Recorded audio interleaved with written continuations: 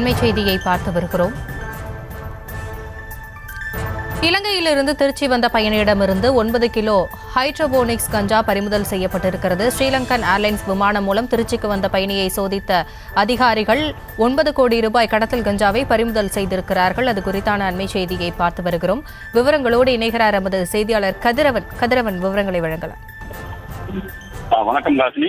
திருச்சி சர்வதேச விமான நிலையத்தில் நாள்தோறும் உள்நாடு மற்றும் வெளிநாட்டு சேவைகள் செய்து வருகின்றன.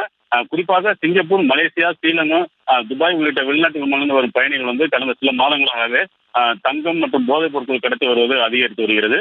இந்த நிலையில் பேங்காங்கில் இருந்து இலங்கை தலைநகர் கொழும்பு வழியாக ஸ்ரீலங்கன் ஏர்லைன்ஸ் விமானம் திருச்சி விமான நிலையத்துக்கு வந்தது. அப்போது சந்தேகப்படும் பயணிகளை மத்திய வான் முன்னறிவிப்பு அதிகாரி சோதனை செய்தனர். அதில் ஒரு பயணி 9.9 கிலோ இடையில ஹைட்ரோபோனிக் வகை கஞ்சா வகையை கடத்தி வந்துள்ளார். இதை பறிமுதல் செய்து அவரிடம் விசாரணை செய்து வருகின்றனர். மேலும் இதனோட மதிப்பு 10 கோடி ரூபாய் வரை இருக்கும் என அதிகாரிகள் தெரிவிக்கின்றனர். இவர் எங்கிருந்து கடத்தி வந்தார், அவருக்கு யாரெல்லாம் துணை போகிறார் என்பது குறித்தும் அதிகாரிகள் தற்போது விசாரணை செய்து வருகின்றனர். விவரங்களுக்கு நன்றி கதிரவன்.